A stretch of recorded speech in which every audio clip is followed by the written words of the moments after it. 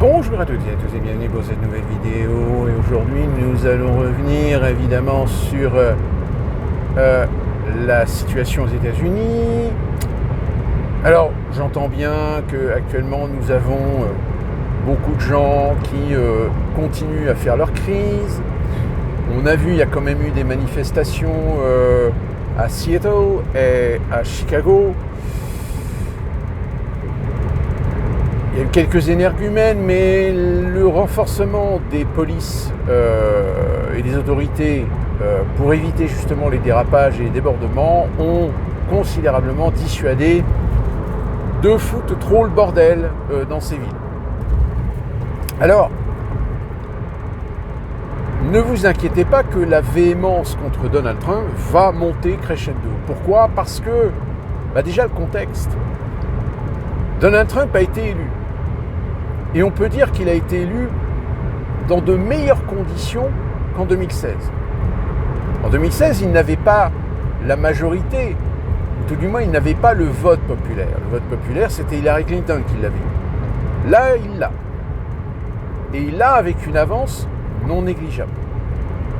Comme je vous l'ai dit dans les précédentes vidéos, il a en plus l'avantage d'avoir la Chambre des représentants, d'avoir le Sénat et d'avoir aussi l'héritage de la Cour suprême. Alors, Cour suprême qui doit avoir un juge normalement qui va céder son siège. Kamala Harris, alors Joe Biden apparemment voudrait bien mettre Kamala Harris à la Cour suprême. Ah non, mais quand je vous dis que quand je vous dis que les démocrates ils sont devenus complètement hors sol, enfin bon. Mais c'est ce qui va être le plus intéressant, c'est son administration. Alors on sait déjà que la chef team de la Maison Blanche, c'est celle qui a géré sa campagne. Alors je me souviens plus de ce nom, je crois que c'est Wallis Ellis ou quelque chose comme ça. Mais surtout, l'avantage qu'il va avoir aussi comparativement en 2016, c'est que là, il choisit sa team. En 2016, sa team, on lui avait plus ou moins imposé des gens, mais des gens qui se sont avérés, en réalité, essayer de le calmer, lui mettre une laisse, parfois lui mettre des bâtons dans les roues. Là, il a la totale liberté de faire ce qu'il veut. C'est-à-dire que là, à la limite, le Parti républicain, le Parti républicain, il est inexistant.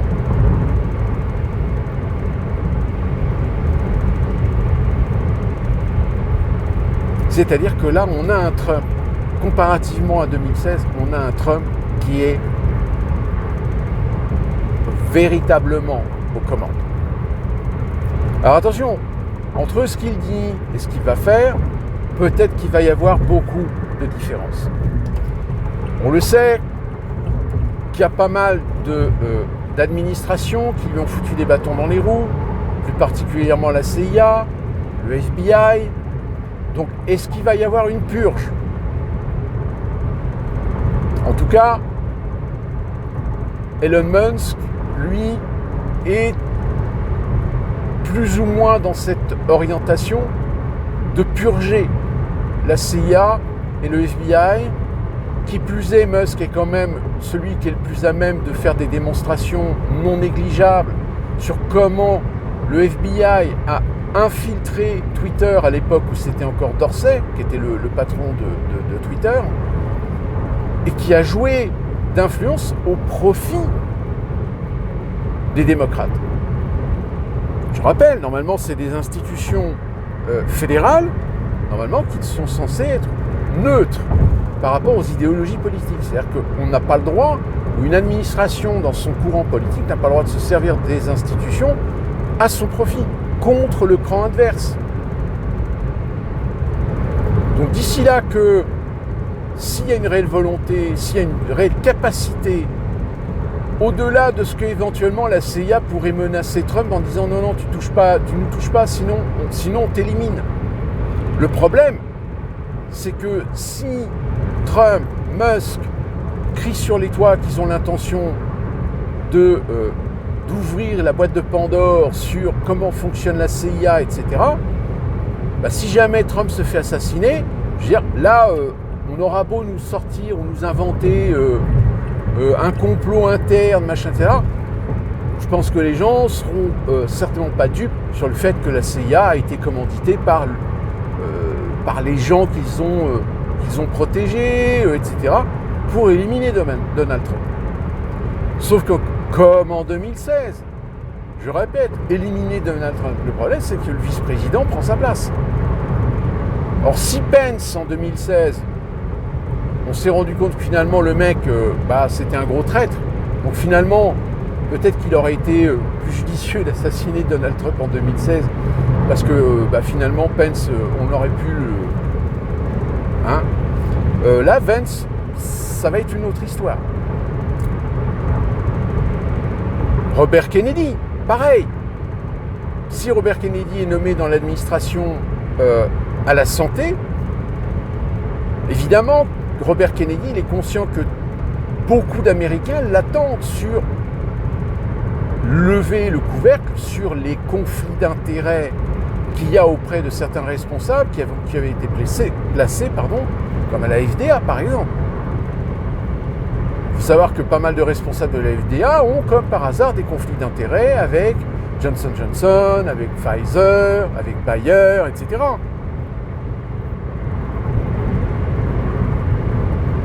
Donc si vous voulez, je pense qu'il y a en effet beaucoup d'Américains qui mettent énormément d'espoir sur le fait que Trump va peut-être purger l'État fédéral. C'est-à-dire remettre de l'intégrité, remettre de l'objectivité, remettre de la neutralité dans les institutions. Mais le problème, c'est est-ce qu'il va avoir le pouvoir de le faire ? Alors, il a le pouvoir institutionnel, il l'a. Mais le problème, c'est est-ce qu'on ne va pas justement faire en sorte de lui faire prendre conscience que de toute façon aujourd'hui, les leviers sont détenus par l'establishment, par le Deep State, donc si il menace l'intérêt du Deep State, il va avoir des problèmes. Donc ça va être une guerre interne. Et à savoir, comme je vous l'ai dit, contrairement à 2016, Donald Trump peut s'entourer de gens qui peuvent lui donner du poids, qui peuvent lui donner de l'influence. Et finalement, avoir une sorte d'équilibre qu'il n'avait pas en 2016. Puisque je vous rappelle, en 2016, les républicains lui ont imposé certaines personnalités qui justement avaient pour mission de calmer Donald Trump pour éviter qu'il aille sur des chemins où on ne voulait pas le voir aller.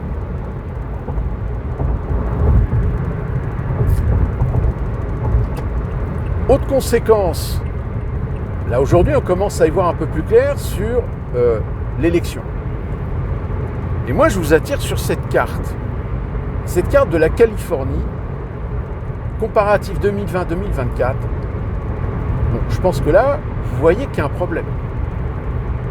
Le problème, c'est qu'il y a plus de rouge en 2024 qu'en 2020. Rouge étant la couleur pour les républicains, bleu pour les démocrates. Alors, ça ne change pas le résultat, puisque c'est Kamala Harris qui l'emporte, c'est son bastion. Mais au moment où je vous parle, Kamala Harris a été déclaré vainqueur de la Californie, alors qu'en réalité, on est encore à 69% de dépouillement. Comment un État peut-il déclarer une candidate gagnante alors qu'il n'a pas fini son dépouillement ?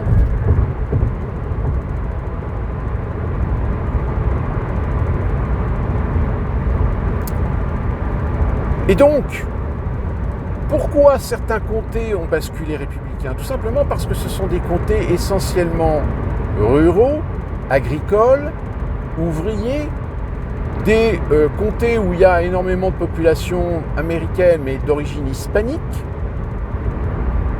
Ces mêmes hispaniques qui sont très présents dans les secteurs d'activité des services.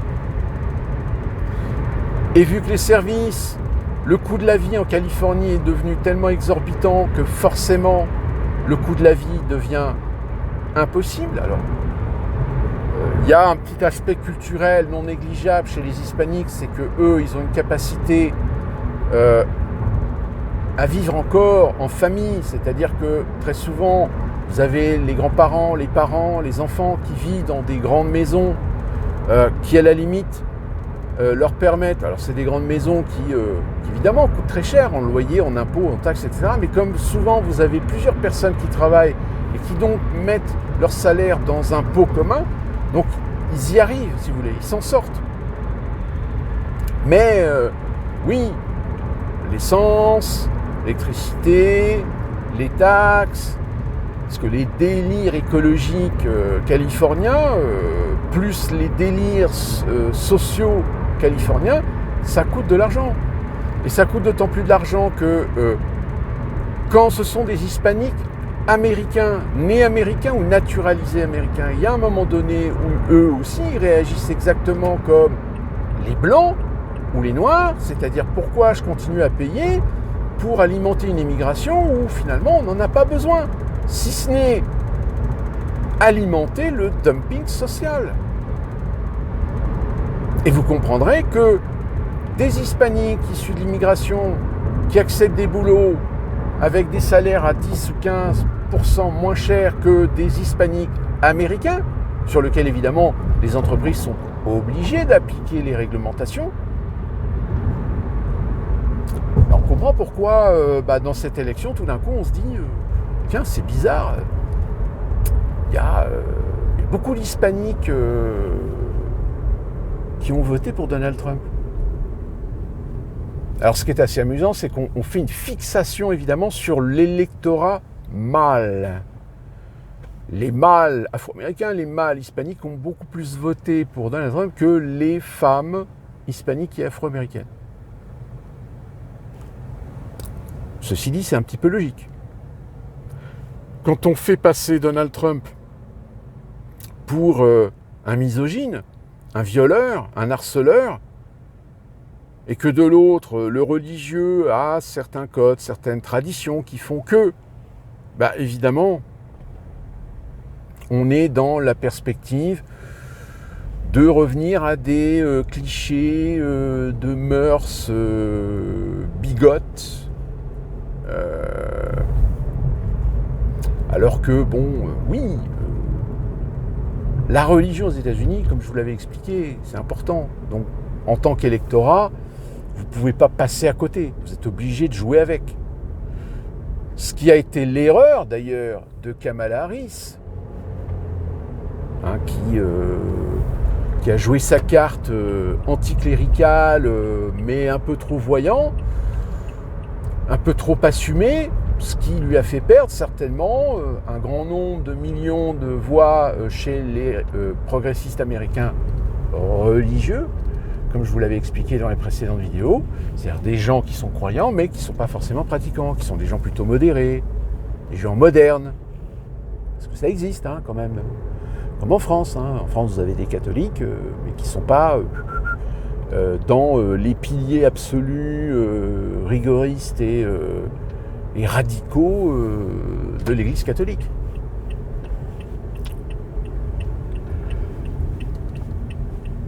Donc, si vous voulez,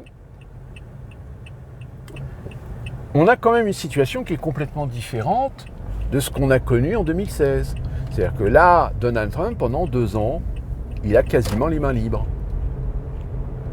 Alors je dis 2 ans parce que certainement que le midterm, tous les efforts médiatico-politico, influence, etc., vont faire le nécessaire pour lui faire perdre le Sénat. Puisque le midterm, je rappelle, si à l'élection présidentielle, le Sénat, les sièges, je crois qu'il y a, je ne sais plus combien il y a de sièges, en fait c'est un tiers des sièges qui sont remis à l'élection pendant l'élection présidentielle, et le midterm, au bout de 2 ans, c'est les 2 tiers. Donc forcément, les 2 tiers, là, vous pouvez faire basculer le Sénat, faire perdre une majorité à l'administration en place. Donc oui, même en Europe, je pense qu'il y a beaucoup de gens qui sont conscients de la situation. qui sont conscients que là, Donald Trump, il a beaucoup plus de liberté, beaucoup plus de pouvoir qu'il n'en avait en 2016. Ce qui veut dire que si Donald Trump reste dans sa logique, ça veut dire qu'il va falloir à un moment donné accepter le fait que Donald Trump va être un redresseur de tort. Et un des éléments redresseurs de tort, c'est, je rappelle, l'OTAN, le commandement militaire appartient aux Américains, et donc là, Donald Trump peut très bien dire « L'Ukraine, c'est terminé, vous démerdez, vous trouvez un accord, mais nous, on coupe le robinet. » Et très clairement, si les Américains coupent le robinet, l'Europe ne va pas pouvoir assumer toute seule. Si ce n'est envoyer encore des milliards et des milliards d'euros, mais sauf que je pense que les hauts fonctionnaires de l'Union européenne à Bruxelles commencent à se rendre compte que cette Ukraine devient très impopulaire auprès d'un certain nombre de peuples européens. Donc oui, ça va être du sport, on peut le dire, va y avoir du sport. D'autant plus qu'il y a beaucoup d'enjeux aujourd'hui, surtout à l'échelle de l'Europe. On le sait maintenant, l'Allemagne, qui a été le fer de lance de l'Union européenne, aujourd'hui, l'Allemagne est dans le trou. Elle est d'autant plus dans le trou que Scholz, je ne sais même pas si Scholz il va tenir le coup jusqu'à la fin de l'année. Hein. Parce que là, pareil, il y en a une nouvelle là, qui est tombée, c'est que ils ont découvert que à Kiev, il y avait des militaires allemands qui ont été envoyés en Ukraine, donc à Kiev, en statut de conseiller technique. Le seul problème, c'est que même des conseillers techniques, il faut l'aval du Parlement. Or, le Parlement, le Reichstag, personne n'a consulté le Reichstag. C'est-à-dire que c'est l'administration de la chancellerie allemande qui a décidé d'envoyer comme ça, oh, nous, on décide, voilà. Sans passer par le Parlement. Donc vous comprenez que là, ça passe pas. D'autant plus qu'avec les dernières élections, l'AfD, qui est le parti d'extrême droite en Allemagne, prend de plus en plus de poids et, j'ai envie de dire, plus en plus de poids dans des territoires qui, comme par hasard, sont essentiellement concentrés dans ce qui était autrefois ce qu'on appelait l'Allemagne de l'Est. Et c'est pas un hasard. Donc oui, aujourd'hui, on commence à voir des choses qui se profilent et qui nous disent que oui, il va y avoir du sport. Ça va être très intéressant. Il va y avoir beaucoup de choses à dire, beaucoup de choses à observer. Et bien évidemment, je m'assurerai de vous tenir au courant, au-delà de ce que, évidemment, les médias français ont une fâcheuse tendance aujourd'hui à traduire, à transcrire, selon leur perception, même si, d'une certaine façon, on sent bien quand même qu'ils sont bien dans la merde. D'ici là qu'on se retrouve pour une prochaine vidéo, portez-vous bien, soyez prudents, soyez alertes et bon courage.